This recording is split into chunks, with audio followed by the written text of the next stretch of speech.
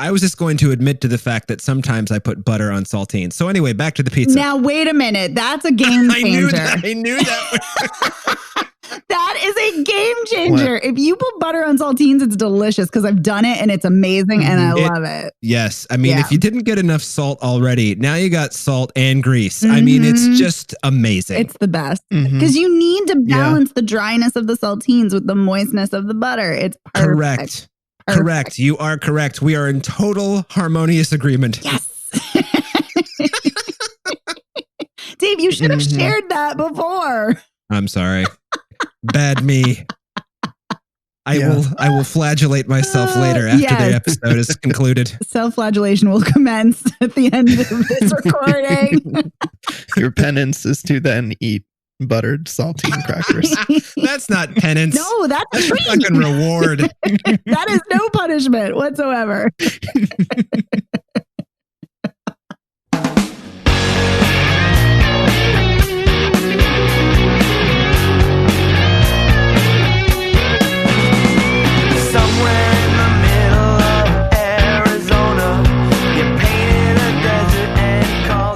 Welcome to Spoiler Piece Theater, the podcast that doesn't give a shit about spoilers. We just want to talk about the movies. My name is Evan Crean. I am co-chair of the Boston Online Film Critics Association and co-author of your 80s movie guide to better living.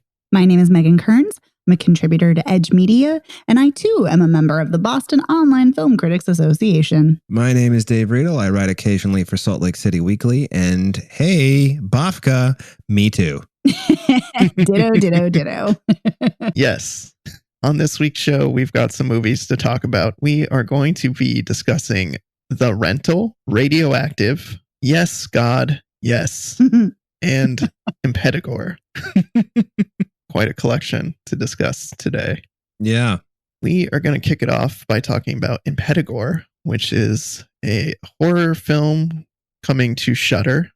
It is, I believe, an Indonesian horror film. Yes. If I'm remembering correctly. Megan, you and I saw this. You sure did. I saw some of it. And Dave saw both the beginning and end of it. Yeah. I saw the beginning when there was just like weird, eerie shit going on, but nothing really horrific had happened yet. Well, that one kid like falling over in the, in the back alley was weird. I was like, oh my God, fucking kid just standing there fell over. Does the other person see her? And then the ending. Yeah, I watched the ending and I saw a little bit in the middle when something horrible happened to some kids. Yes, something horrible does happen to kids. A lot of kids, right? Yes. Yes. Well, someone logline it then. Sure. So this movie is about Maya and her best friend Dini. They go from the city to this place, this very small village in the country where Maya's family is from. And they go to her abandoned home, her family's abandoned home, and try to figure out what happened / maybe see if Maya can claim some type of inheritance because they're kind of broke, down on their luck, doing odd jobs. They work at toll booths and they also have like a small shop at one of those little indoor markets. Yeah. That comports with what I saw. Yeah. And I would add that so Maya's parents are dead. They died when she was little, and she was raised by an aunt who I think you later figure out was one of the servants working in her parents' home. Am I remembering that correctly, Megan? One of the servants definitely brings her to the city. So I'm not sure if they also raise her or not. I never was quite clear on that. Yeah. I think for me, that's one of the challenges of the film is I feel like the plot is just a little too complicated in a way that makes it just a little confusing. Yeah, it's a convoluted plot. And then there's also a lot of exposition, especially in the middle. Like a lot. And then so I can see why it feels confusing because it is, I think, a little. Yeah. And so we find out in this village, the women in the village are cursed. And when they have babies. The babies are born without skin. Is that? That is correct. Yeah. And they drown the At babies. first I thought it was just like inside out. Yeah. Yeah, no, and So they drown the babies because they're like this. I mean, this child can't survive. So the village is pissed off because the curse is believed to have come from Maya's family. We find out later that's not, which is crazy. So they think that, Maya showed up, and they think by killing her and taking her skin and making it into puppets. Yes.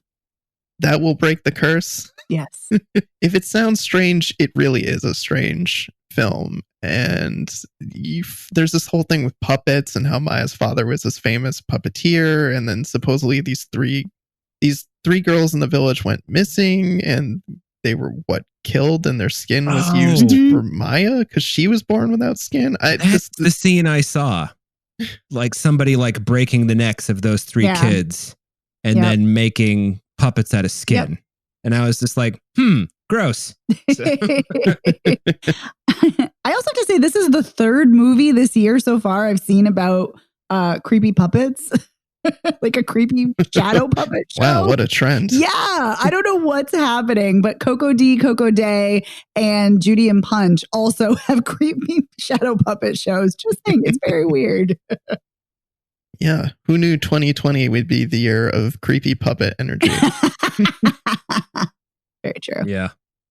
So, Megan, what did you think about this movie? I feel like we talked about the plot, but not a lot about the movie itself. So we didn't talk about the opening scene, which I have to say, I think this is one of the best opening, maybe not one of the best, but it is a fantastic opening scene where, where Maya and Deanie are like talking on the phone while they're each at their respective toll booths. And it's just very like lighthearted conversation. And then Maya starts talking about this creepy guy who keeps, coming to her window, and then he comes again and she's freaked out, and then he pulls over to the side, and then he walks back over, and and she's like locking the doors and shutting the window, and it's so creepy. And then he leaves and comes back with a machete and tries to kill her. And it's so tense, and it's great. And I was like, holy fuck. If this is what the entire movie is going to be like, I am so in. And the entire movie is not like that at all. It's very tonally different. And so I wish it had been more like the beginning, but at the same time, I think there's some really great things happening in this film. Mm-hmm. It's fascinating about the children and the skinlessness. It's really gross, but it is kind of fascinating, and the whole idea of a curse. Yeah. But I think, and I have to say also, when because Deanie says to two guys who show up at the house they're staying at, Maya's family's old abandoned house, she tells them that she's essentially Maya, the daughter. Mm-hmm. And so then they're like, oh, come with us. We have to speak to the guy, the leader in the town. And they basically attack her and then have her upside down. Mm-hmm. And that scene where the mother comes in of the town like leader, and you think she's going to cut her down, and instead she slices her throat open. I'm like, holy fuck. Like, that scene's intense. Yeah. And the scene before that, too, when she falls and busts her ankle, and her ankle is all busted, and she's trying to crawl away, knowing that she's no prayer of getting away. Right. Oh, wait. So Maya gets killed? Deanie does. Deanie does. Yeah. Deanie does. Okay. Deanie poses as Maya, essentially, or she says that she's her, but she's not, obviously. Mm-hmm. Yeah. So that scene is really intense. That was really good. Yeah. But I think my problem with the film, or not my problem, but my criticism is that it's too long. And there's just way too much convoluted exposition, like just way too much. I think if it had been shorter, less exposition. And I mean, that's kind of the thing. I mean, I kept thinking about like, how would you convey it differently, such a complicated curse kind of issue without so much exposition. But I think there's a way to do it more visually. Like by the end or at the climax, like when Maya is kind of seeing what the dead girls see, I thought that was really well done. Like where it's all wordless, and she's just seeing what they saw, and she's seeing what actually happened, not what she was told that happened. Oh, what did happen? It's convoluted. Yeah, it's still convoluted, so I'm not sure I could fully explain it. But basically, her father was not her father. Her father was the guy who's the town leader. And and somebody was posing as the other guy, and there was an affair happening. And and the mother, the mother of the town leader actually made the curse. Yes, and it's all her she's fault. the one who's She's actually responsible. Yes, she's a monster. Oh, and she cuts her own throat at the end, right? After her son cuts his throat. Yes, because she says you have to choose between her, meaning Maya, and me. And and he slits his throat, and then she slits her throat. There's a lot of throat slitting in this film, by the way. A lot. Yeah. A lot of dead babies, a lot of throat slitting. Yeah, and also, what is the deal with the actual ending? That was super confusing to me. Oh, when the mother is eating the baby? That's inside the pregnant woman? What the fuck was that about? I don't know. I mean, it was so confusing. So here's the thing. That woman who's helping Maya out in the town, she does tell her there's no point in killing you because a curse just transforms into another curse. So I guess they didn't really take care of the original curse with the mother, so it transformed to another curse. I don't know. I don't fully know. Yeah. Very, very confusing. I agree, though. Way too long. Could have been simpler. Yeah. We could have been less betrayal, backstabbing, what have you. I do love that this woman is helping her, and you realize that her husband was the guy who came to kill Maya in the opening. Yeah. That was such a great reveal. She's in this woman's house, Dave, and she looks at the husband's portrait on the wall and realizes whose house she's in. And she's like, my husband went to the city and he was looking to solve all this, and I'm sure he'll figure it out. Well, he tried. Wow. Oh, so the wife doesn't know that he's gotten blown away in the first scene. I see. Yeah. Got it. That is actually pretty clever. Yeah, it was really good execution. Yeah, it was done really well. I liked that a lot. It's creepy too. It's just generally atmospheric and creepy, and the old abandoned house is creepy, and the toll booth opening scene is creepy, and when that guy sticks the machete in her leg and then she pulls that thing out that's from her leg and she reads the scroll, that was creepy.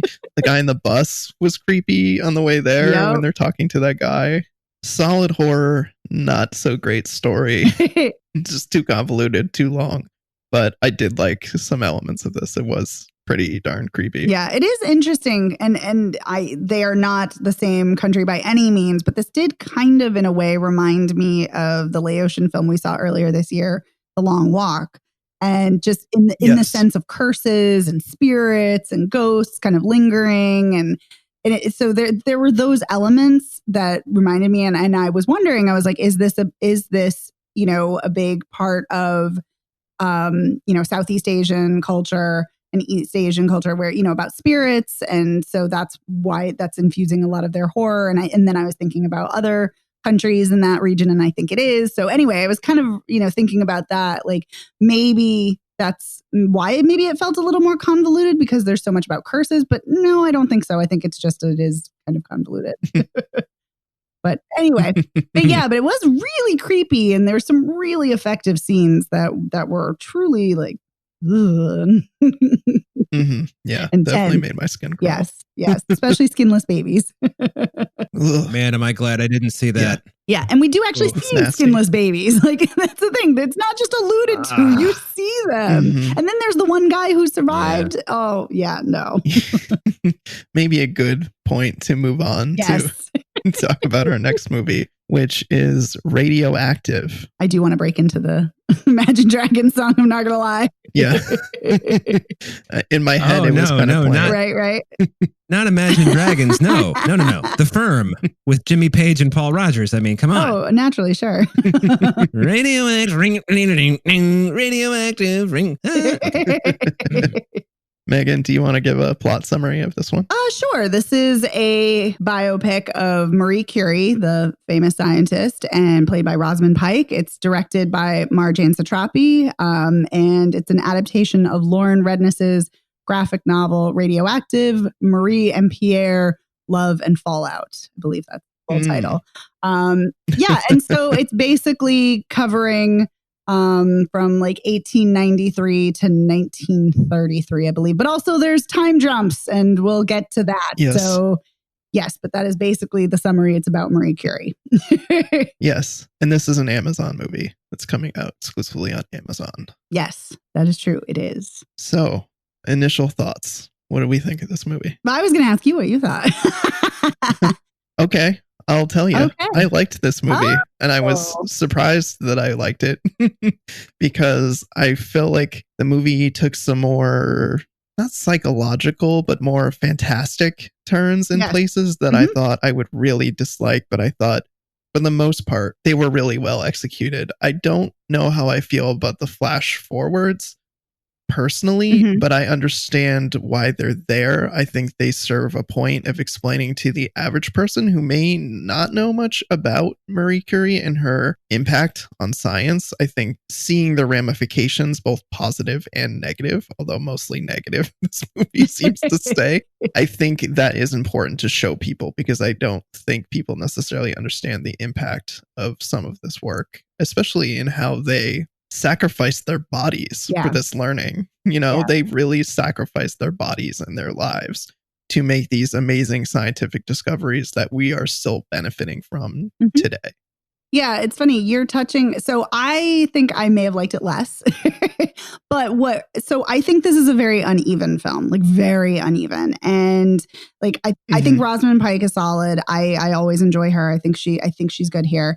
But what I actually think works the best is when the film really, I wish it embraced more its surrealness, that, you know, kind of dreamlike state, you know, when like the stars rush to the moon and like there's, you know, colors swirling and then she's watching the dancer Loie Fuller and like she's like, you know, first she's watching and then she's like right there. And I also really did, and the spinning oar, like all those kinds of things. But I also really appreciated the flash forwards, the jumps.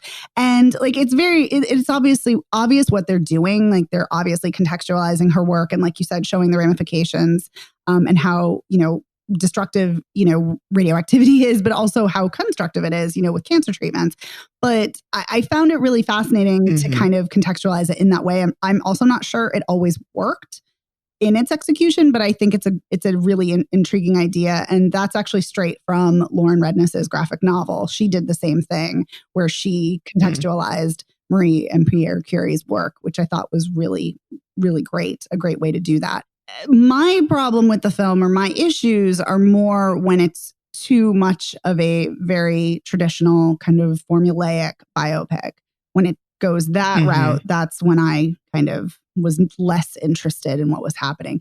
And there are also I found some really bizarre choices. To me, so it's very clear that Marie in the film, and also arguably in real life, but definitely in the film as a character, she's very opinionated. She's very defiant. She very much wants to, you know, chart her own course, do what she wants to do. But there are things that kind of undermine that throughout the film. Like she feels very codependent on Pierre. And yes, they were absolutely life partners. They were absolutely partners in work. They were partners, you know, in their marriage, which is amazing. But then after he dies, like it's not just a matter of her grieving him, which was great to see. And by the way, that's one of my favorite scenes when she's like wailing, just like inhumanely, like it's such a great scene. Yeah. And so awful. Over his casket in her den. Yes, oh my God. Yes. And I also love when she says, "Hello, old friend." And I'm kind of like, are you saying that to Pierre or are you saying that to death? Because she talks a lot about death throughout the film. So I was like, it's kind of interesting. But but I also disliked how she's like lamenting that she can't do anything without Pierre and her life is over and she's lost. And I'm like, Marie fucking Curie was a badass who continued to do amazing work long after he died. And you do kind of see that. But at the same time, it felt like a weird choice to me. Like not to show her grieving and not to show obviously her vulnerability or humanity or complexity, but it just some of the choices, the script choices I thought were very weak and just didn't work for what the character is, what we've seen. So quick question. Sure. Remind me, Pierre Curie died in an accident. He died in a carriage accident. He was run over and his skull was crushed by a wheel. They show it too. Well, they sort of show it, yeah. I mean, they show him getting caught up in the horses and they show they linger on his body and his head cracked open on the pavement. They linger for a long time on that. Yeah, it's just in case you weren't sure, he's dead. He's dead. I mean, he was already sick too, though. He was clearly dying from radiation poisoning. Yeah. So the fact that this happened made it all the worse, because you think, who knows how much time he had left. But it's terrible that he died in this accident. Yeah, I'm trying to think. There's so many things to say. I agree with you. Okay, so what I really like the chemistry between Rosamund Pike and Sam Riley. And Sam Riley. I think their chemistry, to use a science pun, and their relationship, their banter, I think is a really strong aspect of the film, and it really propels the narrative forward through the early part of the film. But I agree with you that there's just some odd choices or some things that feel weird about her character. I feel like throughout the movie, they're painting her as kind of this very headstrong, independent person, but kind of making her seem silly for being that way, or foolish for not wanting Pierre's help or not wanting to partner with him initially. And I feel like that they later in the movie, they kind of lean on the fact that she's grieving him, and there's these kind of, she sees him everywhere, and there's this really strange ending that feels out of character where he comes to see her in the hospital and they walk out down a hallway together, which is strange because you see Pierre in the film, he's into spiritualism and she is not. And from what I've heard, she was a devout atheist. So it's weird that they kind of focus on her having these visions of him, and at the end it's kind of like they're walking out together in the afterlife, question mark. I agree. It's an odd way to end a film. Yeah. Well, interestingly enough, he was an atheist too, but he wanted to study like spiritualism and seances from like a scientific perspective because he thought there was legit science there. But like I learned that afterwards, reading about their actual lives, because I was like, wait a minute, there's too much in here that feels not accurate. And again, it's not a documentary, so of course they can take liberties, but it's weird to me. But again, it speaks to the choices. Like, you're right. Like throughout the whole film, her as a character staunchly says, I do not believe in an afterlife. I don't have faith in that. Faith in humanity. I have faith in progress, but not in an afterlife. And then she has kind of an afterlife. You're right. Like it's a bizarre choice. Very, very bizarre. It's just weird. The other thing I have to point out that drove me bonkers is their fucking meet cute. I'm sorry. That is not how they fucking met. And that just drove me nuts. I was like, this is not a rom-com, people. What is happening?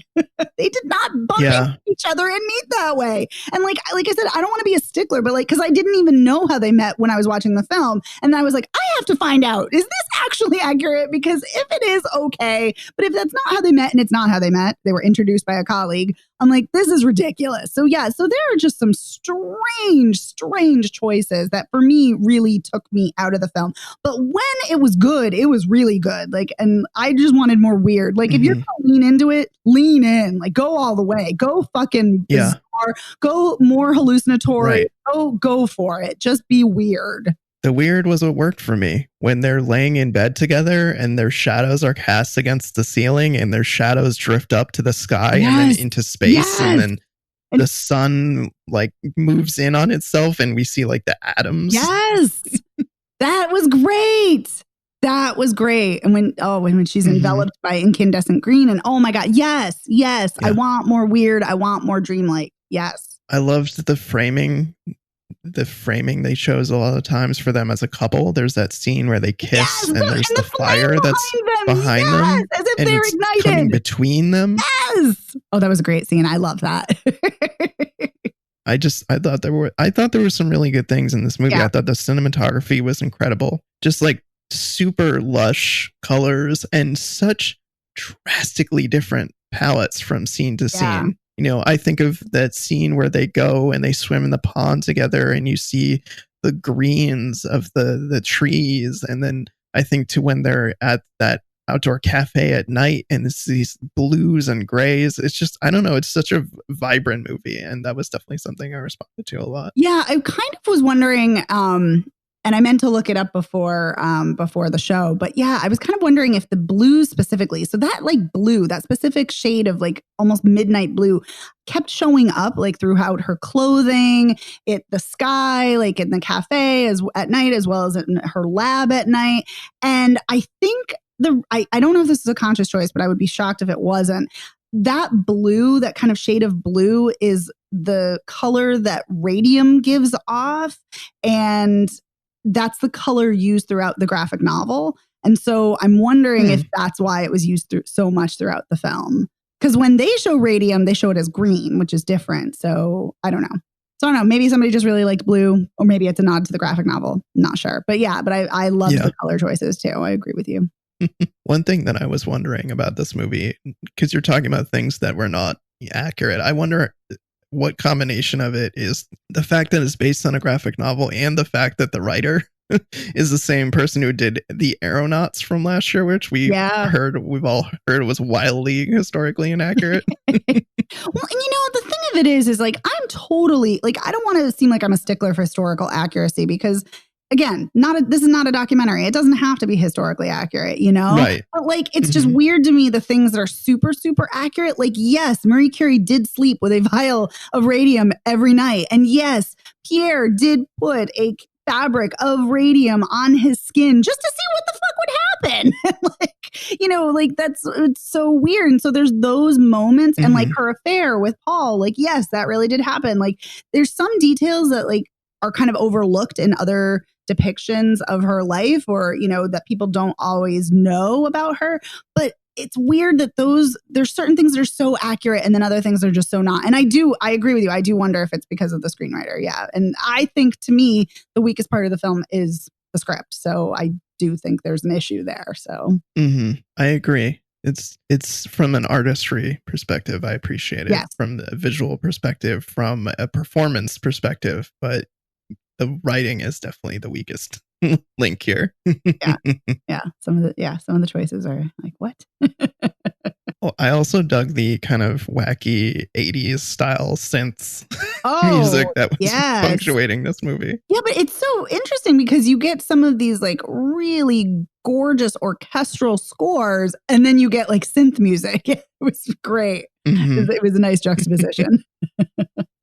It's definitely a weird mashup. Yeah. One final thing I want to mention, which I thought was a really interesting choice within the flash forward section, is them flashing forward to the US dropping the bomb on Hiroshima. Yeah.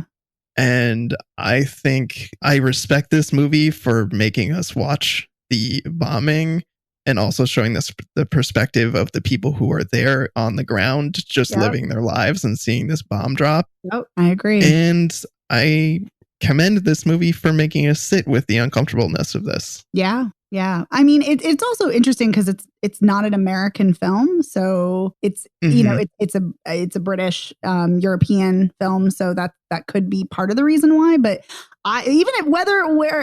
whatever. I agree. I completely agree that and that's why I love the contextualization so much, because we see it from a very humanistic perspective. Like even when we see the scene in Chernobyl, like we're seeing, through the perspective of a firefighter, like one person, and in Hiroshima, we're seeing like one person. And I just thought it was a great touch. And you're right, to make us sit with it is really, I think, important, because, we always talk about the retaliation of, Pearl Harbor and, but not thinking about how it decimated, innocent people's lives in Japan.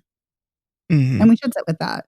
And I actually think the film does a good job showing that, yes, this was a monumental, huge, massive scientific discovery that had really beneficial consequences, and also some really, really horrifying ones. And I think it is interesting that at the end of the film, when, Pierre in her imagination is like, you can't control the ripples. And because she laments, did I do enough? And, kind of worrying about her life's work. And which is so interesting because, she did so many beneficial things, and, also the radiography mobile units in World War I. And she was on, the battlefield helping, helping soldiers. And but then there's also all these, of course, unforeseen nasty consequences too. So yeah. Should we move on to our next film? Yes. Yes, God. Ooh. Yes, we should. Yes. Oh, God. God. Yes. Oh, man. This movie. So this, Yes, God, Yes, written and directed by Karen Maine, who also wrote Obvious Child. Such a good film. Which I very much enjoyed. I love Obvious Child so much. Me too. It stars Natalia Dyer, who, if you watch Stranger Things, you'll know her from that. And the plot is, after an innocent AOL chat turns racy, a Catholic teenager in the early aughts discovers masturbating and struggles to suppress her new urges in the face of internal damnation. Yeah, that's an excellent summary. And that's the IMDb summary, I think that's too. Straight from the press notes.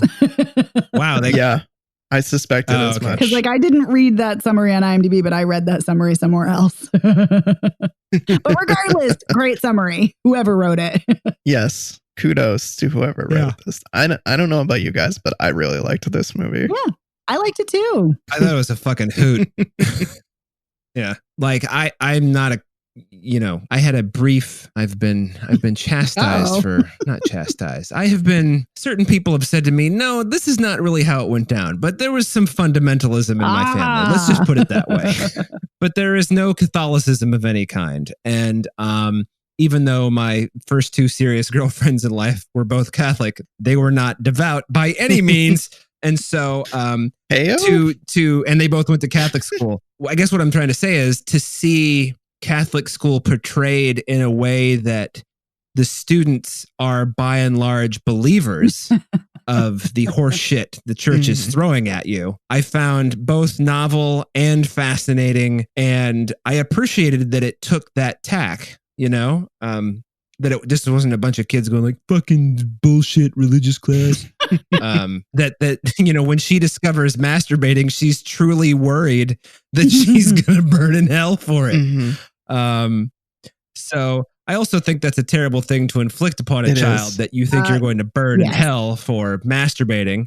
Frankly, I don't need to get into my thoughts on organized religion. I really liked the kind of light touch this movie had with its subject matter, and obviously comes from a place of knowledge. For sure.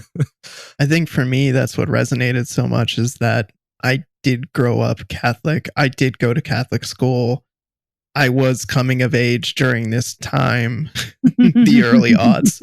And so this just hit a lot of things, and it just felt so real to me.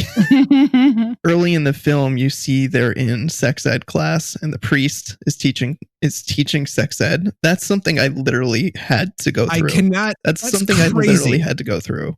And it's funny too, because the priest in the film is Father Murphy, and my school growing up, Father Murphy was our pastor. So it just, and then seeing him teach sex ed, I mean, that was something they do. It's so weird. Why would you have a priest teaching sex ed? It just seems so strange. Because it is and it's strange. So awkward. It really does. Why would you have someone teaching sex ed who doesn't have sex? Anyway, I digress. It's ridiculous. Yeah. Well, isn't supposed to have sex. Sure. Right. Important clarification. I mean, I don't buy that, forget about the illegality and the pedophiles and all that shit. But I do not buy that a lot of priests are like, I'm never going to get laid. Regardless, it's still fucking weird. I just don't buy it. Oh, that I'm on board with. I remember when that, you see the first scene, I was like, oh, this is a sex ed class. And I was like, okay, gross. Because it's being taught by a priest. But then I was like, and then I thought what you guys thought, I'm like, wait a minute, why is a fucking priest teaching this? It doesn't make sense. No, Yeah. I mean, I've been there. Trust me. That is weird. I mean, because I grew up, I was raised Catholic too, but I didn't go to Catholic school, and I had normal sex ed that was not taught by a priest, and there was actual science involved and not about comparisons to microwave ovens and ovens. Oh, that's right. I forgot about that. That was a funny comparison, especially later on when she was looking at the microwave. Yeah. And then when she kisses the guy and he's like, I heat up like a microwave or whatever he says. Like he covers his boner and frantically runs away. Right. Oh man. Oh my God. That like 4-day retreat thing is my nightmare. I mean, and also, you know, I don't know whether this would happen. I can only assume that it must have happened somewhere. But circle all of the feelings that you have had, and one of them is turned on. It's a trap. And it's just like... It's a trap. No, don't. I mean, and the thing is like, she's a smart kid. Alice is the main character's name. And so it's almost like she has a moment where she's just like, oh yeah, I've been turned on. And then she's like, oh shit. And then she can't cross it out because her pencil has no eraser. And so she just keeps digging it in deeper into the paper. Yeah, there's so many hilarious, cringy moments, but that's what's so amazing about this movie, especially for me, is just it felt so real, so lived. I never had to do a 4-day retreat, but I definitely had done retreats like this. And they're just wicked uncomfortable. Like you go to some place, like, you know, some retreat place. In the town I grew up in, there was a place that was like a Catholic place that had retreats, and you would go there for the day and do activities. And it's weird. And the whole idea of confession to me is really awkward. And you're sitting there and you're supposed to tell the priest things you've done wrong. And I feel like it's too embarrassing to tell them things that you feel like you did wrong, like in her case, we're masturbating or whatever else. So you lie to the priest and make up other things that you did wrong. And so it's stupid. Well, the other thing that I thought was weird, and I don't know, maybe Evan, this was normal for you, but when I did confession, which was, I did not go very many times. I tried out religion for like a little bit, and then I was like, no, I'm done. And that was it. But like when I did confession, like you didn't see the person. There was like a shield between you. So that felt even weirder that she's like sitting across from him. Like, it's like another layer of like weird awkwardness. And man, that is weird. Yeah. I have to say that as much as this film is awkward, and definitely I agree with you guys that it has a lived in feel. What I also love is that it's so clear to me, especially having done Obvious Child, that Karen Maine has such a like pro-choice, you know, like body positive kind of perspective. And I love that Alice first of all, wants to explore her body. Second of all, runs away to a lesbian bar. I'm like, yes. Runs away. Yeah. Yes. It's the amazing lesbian scene. Bar. So great. That's my favorite scene. I love it. It's so good. So good. But you know what my favorite thing about that scene is? The whole scene's great, but my favorite thing is that Alice orders a wine cooler. And the owner lets her drink it, but only one. Yeah. I love that the bartender like looks over at Gina, the owner, and she like gives that subtle nod. I'm like, yes, a wine cooler. Yeah. Oh man. And what a great scene too. It's just like, you know, Gina kind of lays everything out and she says, hey, you know, Catholicism, I don't even know if she says Catholicism wasn't for me or whatever, but she's just like, she doesn't bash it, which in my you know, hey, go ahead. When she drops her off at school, or not school, the retreat, she's like, hey kid, do yourself a favor. Look at colleges on the coast, because that's definitely the kind of person you are. And I was like, wow, what good advice. Yep. But you're absolutely right. She doesn't tell her, you know, oh, you shouldn't believe, or, oh, there is no God. Like, she doesn't tell her any of that. And I love how they bond over how they thought they were going to go to hell for like these ridiculous things, like eating gummy worms or gummy berries or whatever. Yeah. And it's just ridiculous. Like it's the shit people drill into kids' heads is just, it's cruel. It's awful. But yeah, but Gina is the savior of the film, and the lesbian bar is by far my favorite scene. That is a great scene. I knew you would love that scene as I was watching it. I thought Megan is going to love this scene. Oh my God, yes. I know, when I saw Gina's bar, I was like, and then I saw all the ladies and I was like, yes, there's a lesbian bar. And then there's the pride flag, like placemat on the bar top. And I was like, yes, it's a sanctuary. Another thing that felt really real to me was this high school thing about rumors and how rumors are made up about people. I was just going to bring that up. Like, well, you know, she tossed Wade's salad and she has no idea what that even means. And it's so clearly not true, but Wade's not doing anything to correct the error. And it seems obvious that her friend Fiona, who made up the rumor. It's terrible. Kids in high school suck. Yeah, Fiona definitely. Fiona's an asshole. Yeah. Wade is an asshole. And I love that Alice, by the end of the film, is like, fuck that. I'm going to go talk to the girl with the waffle who talks about sushi and her cat. Mm-hmm. But the only thing about the rumor that didn't quite ring true to me was that it wasn't as cruel as most high school rumors seem to be. I mean, saying that you toss someone salad, that's fucked up. But by the way, you can toss someone salad and not know what it's called. Just throwing that out there. That's also true. But, it's kind of one of the rumor was like, okay, she tossed a salad, and everyone kind of looks at her weird, but it's not super nasty. I feel like a lot of the kids who got like the rumors thrown about in high school, it was just fucking nasty shit. And I appreciated that this movie didn't go down that road. But at the same time, it didn't quite ring true because the sex rumors, I feel like, were always the most vicious. Well, And see, I think this was vicious for her. I mean, considering that this is a hyper religious community, where it's grilled and drilled into you to be chaste and abstinent. Like, that is a devastating rumor. So I actually disagree. I think it is a cruel rumor. And again, when you look at it contextually and from a matter of a different perspective.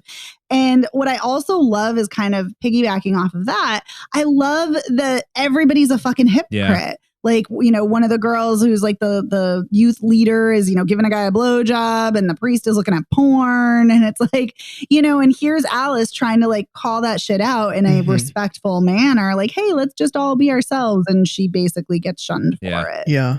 Because high school sucks and is I was going to say that was a rumor. There was a rumor going around my high school about someone tossing someone's salad. So that was like, I don't even know if it was, I have no clue about the accuracy of said rumor, but that was actually a rumor about two specific people. Who knows if it fucking happened? Wow. I don't even remember rumors in my high school being that bad. That being said, I never repeated. I was never one of those kids like, did you hear about Jim? Fuck that shit. Who cares? It's like, you got laid. Great. Congratulations. But that's a very radical perspective in high school because, I mean, anybody, I feel like you're constantly vilified, especially you're not a woman. So that could be a big part of it too. Sure. I mean, there's a massive amount of slut shaming that happens, for girls. So, and women. So so that might be why you're okay. Yeah. Well, and the interesting thing about slut shaming, or interesting, perhaps horrifying, it seemed like for some people it was okay to do whatever, and other people was like, ew, like there was no rhyme or reason to who got shamed for what. It just like cruelty. Yeah. So, that's what it boils But anyway, down to. that's not really. No. Yeah. But I will say that I really liked this movie and I highly recommend it. Yeah, me too. Yeah, I think Natalia Dyer does a really great job. She's really good in this. And this is a funny, awkward, and very, very sweet film. Yes. And I will add one more thing, that it's opening this week at Coolidge in their virtual screening rooms. So support your local theaters. And then next week it's actually opening wide to video on demand. So this week you have a great opportunity to help the Coolidge out. Yay. Yeah, so do that because the Coolidge is cool. That's why it's called the Coolidge. It's cool. So.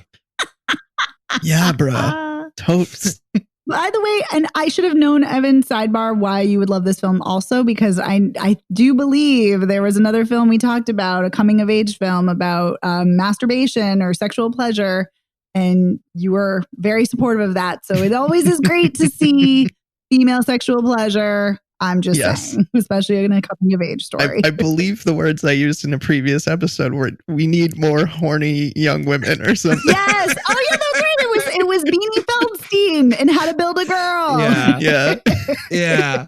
All comes full circle. Man. That's right. And I do mean comes. Yes. Oh, I have seen this film referred to as a coming of age. Oh film. My God. Oh, but okay. Okay. So let's get our acts together here for The Rental, which is the last film we talking about. Yeah. The Rental, which is written and directed by Dave Franco. It's his directorial debut. co-written by Joe Swanberg and Mike Dembski, has a story credit. This movie is about two couples that go away on a weekend getaway to this house. They rent this house, and it's two brothers and their respective, one's girlfriend and the other's wife. And they go there to have a fun party time weekend, and all kinds of creepy shit starts happening, but not until they have all this personal drama that blows up.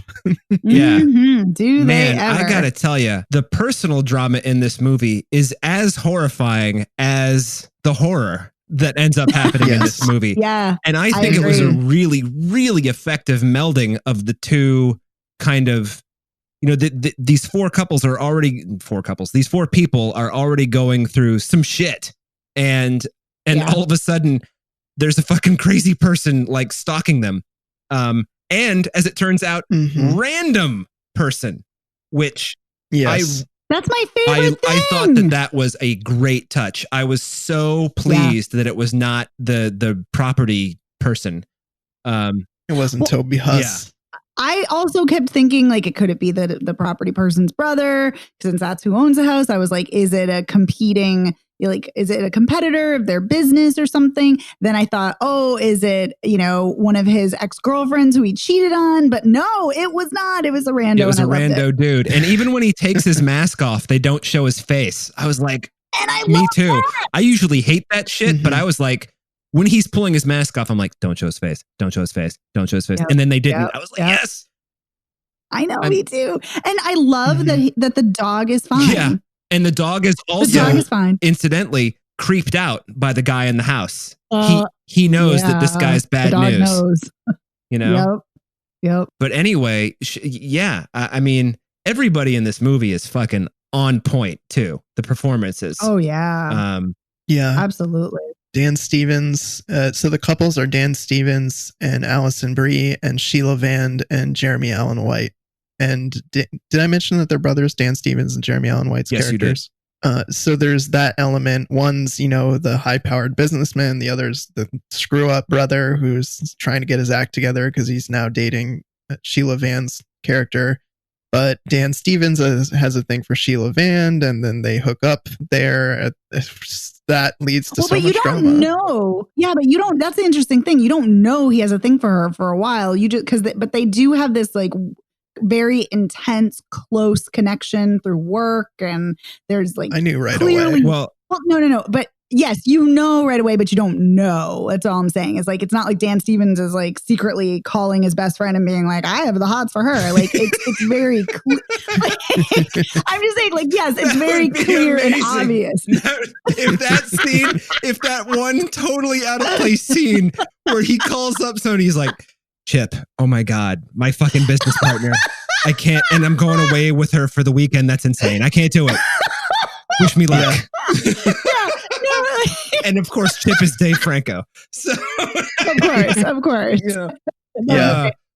No, I just wanted to be like, it's very, yes, you are 100% right, Evan. It is obvious. It's just, it's not like it's overtly said. But here's what I thought. The opening scene when Sheila Vand and Dan Steven are looking at the house, I thought they were the couple. You know? Yes. Same. Yes. So, and then when the brother comes in and she's immediately like backs off Dan Stevens, I was like, the plot thickens. So something else I also love, and I mean, I love all of these people. I think they're all great in this. I think they're great in other work that they're in. But what I love specifically is that they address very obviously that Sheila Vand is a woman of color, that she is an Arab American woman. And I love that. And I love that actually plays into thinking that the property manager is creepy because he's potentially racist. And I love that they don't shy away from that and they really dig into that. He's not potentially racist. He's racist. I mean. Well, yes, we find that out. Yes, but apparently not the killer. Right. Which we discover after he's murdered. Right. Yeah. He's just a regular racist, not a racist murderer. Yeah. Just garden variety, probably pre-Trump, racist. Keep it to yourself, but now you're a little more open about it. Racist. Yeah. Correct. Yeah. That scene where Jeremy Allen White beats the property manager nearly. I thought that he had killed him And then when the killer runs in and, smothers him. That's the word I'm looking for. Yeah. I was like, oh, he didn't kill him. But the thing that was interesting about that, it was kind of like what I like that I don't like that anyone gets murdered. Let me clarify. I like that. Yay, murder. The killer kills that guy. You're not really sure what is it to create more chaos among the four of them so he can pick them off more easily. I mean, I think so. And it's just like, yep. this is like, this guy is like methodical. He's patient. And then he's just like reeling in his prey. Yeah, it's a psychological mindfuck. Like, he didn't have to send the footage of, Sheila Vand and Dan Stevens, fucking in the shower to Allison, essentially so Allison Brie would see it or anyone else would see it. But he does, and that's great because he's going to kill them anyway. So who cares if they find out? But he does it just to fuck with them, and it's great. Yeah. Yeah. There was a scene where somebody was running out and he comes from behind and tackles them. That was scary as shit to me. Yeah. He just launches himself and tackles them. It was very effective to do as kind of a slow burn, letting them deal with their personal drama and then just inserting this guy all of a sudden. Yeah. This is definitely a slow burn. It just builds and builds and builds because we don't really get to there's hints of the creepiness pretty, fairly early on, but you don't really get into anything until, late in the film, like, the third act. And it's just, it's so good. Oh, yeah. I love it. There's also a scene when they're walking up from the beach and he's behind them and but no one sees him. And it's like, it's so creepy because he's there following them. Yep. Oh man. So effective. Yeah. This is a great usage of tension and dread. Yeah. The most amazing moment in the movie to me, this, I could not believe. After it happened, I was like, oh yeah, it makes sense. But when it happened, I was just like, and it's a tiny little moment, but Allison Brie is either leaving or she has left. I don't remember. And Dan Stevens stops her at the car. And, they know there's all these cameras in the house. They know they've been recorded. And, they've got this guy dead. They've thrown him off the cliff, meaning Toby Huss, the property manager. And she's like, this is too fucked up. I got to get out of here. And you're cheating on me with what's her name? Whose name I can't remember. And Sheila Vand, Mina, that's her name. Mina is her character. And the thing that Dan Stevens says to her instead, he's like, I can explain. It was just like a one-time thing. He does that. But then he says, oh, and did you find the footage? Did you see where the cameras were? And I was like, oh my God, this guy, he is a creep. It's not just like a one-time thing. He's just, he's built as a creep. And he's actually, the fuck up brother. Okay, he's a fuck up, but he's not a bad person. Whereas Dan Stevens, he's a bad person. Well, he's the one who doesn't want to call the police. He's the one who doesn't want to, he wants to get rid of the body. Like, he's essentially the mastermind of everything. So yeah, he is a complete creepy asshole. Right. Which is why it's so satisfying when he's killed. Yeah. Yeah. And I kind of respect that no one makes it out of this. And even I thought it was really fascinating choice to have Sheila Vand running and that she fell off the cliff, but you don't see it. You just all of a sudden you see her disappear. Yeah. And it's interesting. So it's when they're in the car and they're talking, before they even get to the house, and they're talking about her, and Dan Stevens is talking about her name and how, the discrimination, about how, because she requested the house initially and got denied. And the camera lingers on her for a very long time. And my first thought was, oh, this is great. We're seeing her perspective about racism. That's great. And then I was like, wait, we're lingering a little too long. I'm like, oh, is she the protagonist really? Is she going to be the final girl? Is she going to make it out alive? And she is the final girl, but she does not make it out. Yeah. No. So it was a great subversion. I was a smidge bummed out when she fell off the cliff for a moment. I was like, if, Allison Brie and poor Sheila Vand, I mean, talk about two people who do not deserve this. Yeah. Allison Brie especially. Exactly. Right? She did nothing. You know, her husband cheats on her and they're asking her to be party to a murder and covering it up. And she wants no part of it. Oh, man. By the way, her out in the car when she's like trying to use her phone and she gets out of the car and then she go in to see like why the car, like the car tires are punctured. And then she gets back in the car. Oh, it's so tense. When the killer runs at the window. Oh man. Yeah. What was amazing when he charges. Yes. What was amazing about that was, you know, you always see the window break or whatever in horror movies and it actually cuts right as he gets to the door, which like, I was just like, I did not expect that. And it was creepy. This is some really, I mean, it's not perfect. There are some moments in the movie where you're like, yeah, all right. But like fucking solid directorial debut, Dave Franco. I mean, oh my God. Yeah. Yeah. You know, and I'm loath to give Joe Swanberg props, although I do love Drinking Buddies, even though it doesn't earn its ending. But good co-write, you know, on the script there, Joe Swanberg. Yeah. Yeah. He knows how to write a good asshole. So I'm sure he was doing really leaning in on the Dan Stevens stuff. Yeah. Dan Stevens is so good. I love him. Yeah. Yeah. Very versatile actor. God. As is Alison Brie. As is Sheila Van. Yeah, they are. Alison Brie is one of those performers I think that nobody quite appreciates how good she is. She's like one of those performers who's just like, she makes everything she's in better, but she doesn't get the credit for making it better. It's just like she makes everybody else look a lot better. And I feel like Sheila Van's like that. Yeah. You know, and Dan Stevens is great. My favorite Dan Stevens performance, of course, is A Walk Among the Tombstones. But where you think he's going to tell his brother that he was having the affair or whatever, and then he doesn't, because like, why would that be the last thing you tell your dying brother? So anyway, that's neither here nor there. But yeah, I agree that Alison Brie is fantastic. And I think anyone who watches Glow will see that.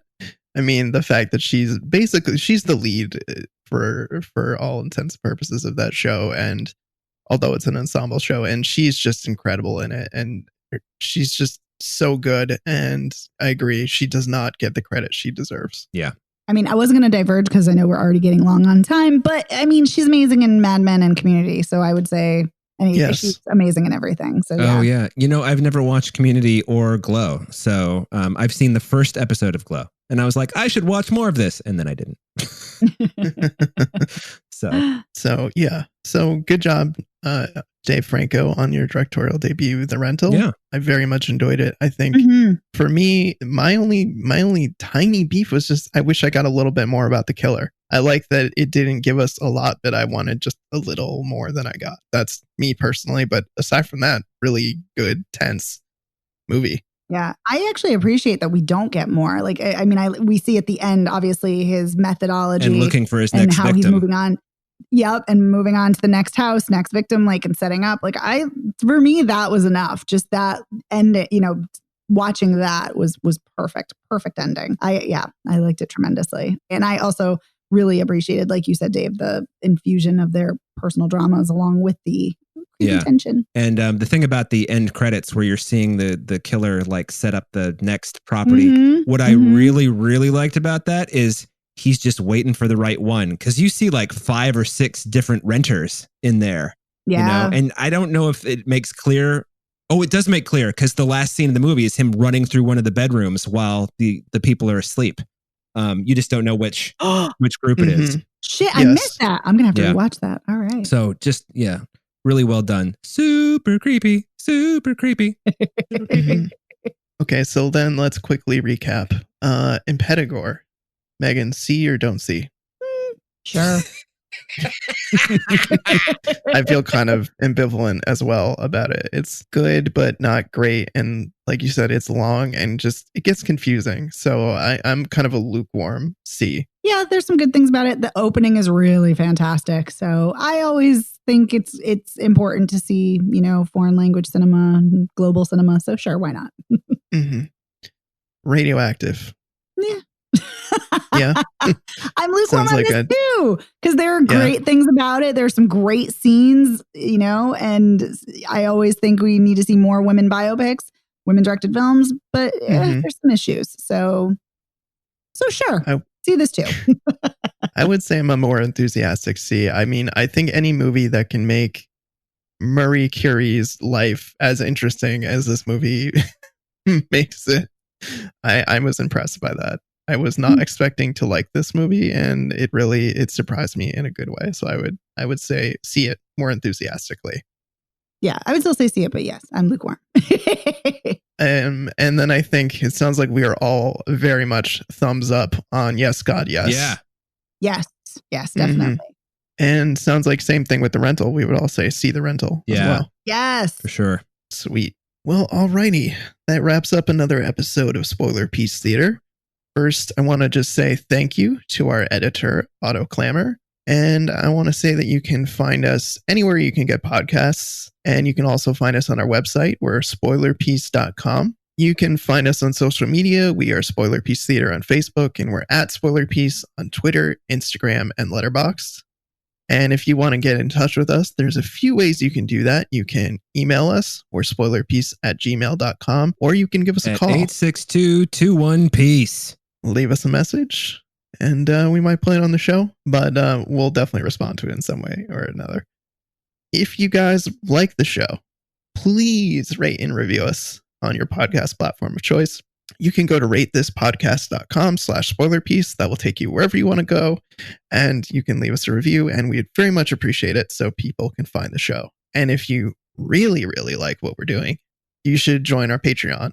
And you can head over to patreon.com/spoilerpiece, and you can sign up for as low as $5 a month. You can get exclusive audio, like this week's audio, where we talk about the 1996 film Set It Off. And I think we had a really great time talking about it. So it should be fun conversation. You can also vote in polls. You can also pick movies for us to see and talk about in our Patreon segment. So lots of cool stuff. But we want to say thank you to our patrons. We do. So thank you to Bob Chipman, Chris Wilkinson, Daniel Ronsley, Davida Margolin, Deirdre Crimmins, Elisa, Christopher Jensen, Max Colville, Mike Lord of the Sith, Rory Glynn, Sean Pensionar, Shauna Harris, Shelley M. McCaskill, Shona Glasgow, and Zach Pigeon. Thank you so much. Thank you, patrons. We really appreciate it. We know it's a tough time, so we really appreciate you hanging in there and supporting the show. And so my name is Evan Crean. I am co-chair of the Boston Online Film Critics Association and co-author of your 80s movie guide to better living. You can follow me on Twitter and on Letterboxd as Real Recon. My name is Megan Kearns. I'm a contributor to Edge Media. I too am a member of BAFCA, and you can follow me on Twitter at OpinionSWorld and on Instagram and Letterboxd at The Opinion S. My name is Dave Riedel. I write sometimes for Salt Lake City Weekly.